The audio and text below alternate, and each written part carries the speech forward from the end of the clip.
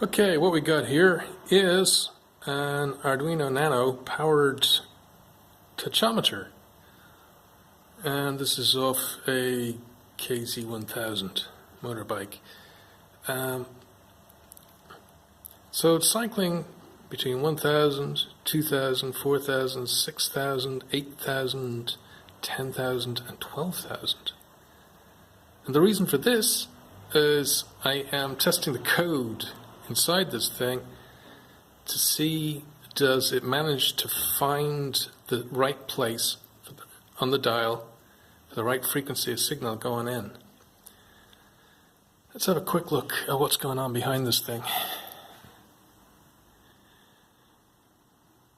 If you look inside, you're going to see on some brass standoffs, you've got a little, where's my finger gone? Here it is. You've got a little 32-step instrumentation motor. That's a weird little thing. They come out of Audis and Fiats, and you have to drive them with microstepping. They're designed for instrumentation. They'll just about swing a needle, and that's about it. And they need 16 microsteps.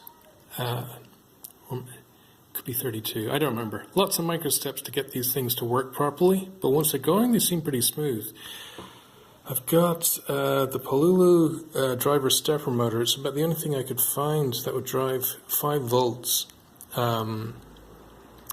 With microsteps. Now, if I wasn't so lazy, I could have written all the microstep code and run it through a Nano, and then I'd have to use...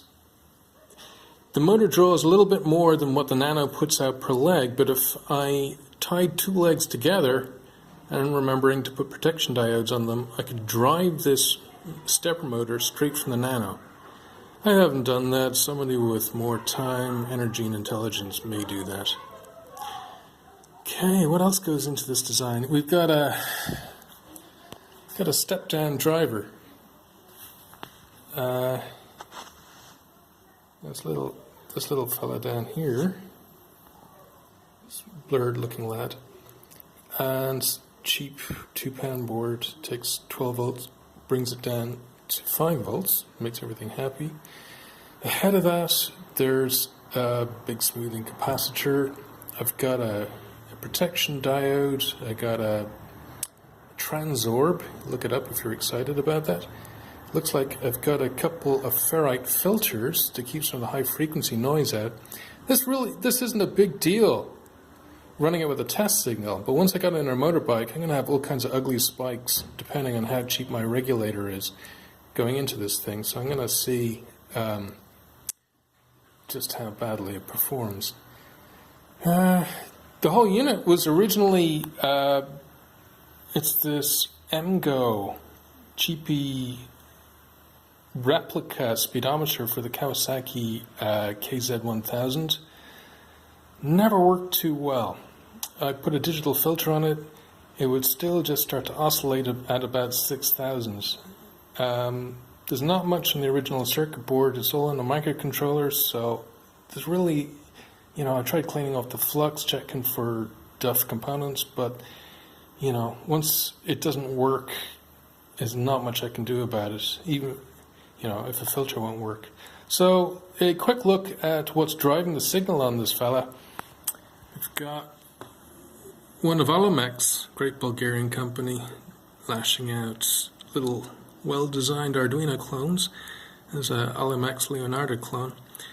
This is just churning out a bunch of different frequencies one after the other based on the Timer 1 library. Because it comes out of this board at 5 volts, it's got to go into this at 12 volts, because I got just a crude resistor divider bringing it down to about 5 volts. And a little capacitor just to make an input filter. So I need to bump that up to 12 volts from 5 volts, and we've got a optocoupler so as to prevent me trying to fry stuff. I've just got a 2N2222A taking that signal and driving up 12 volts from some kind of battery I found from somewhere. And so that's about it. I'm going to tape it back together, lash it back into the old motorbike, drive it a bit, and see how well it runs. One thing I've started to appreciate is just how inaccurate your tachometer is. So I'm not going to say this thing's any more accurate, but it's certainly not going to be any less accurate than the mechanical variants you're getting. Okay, talk to you again, folks.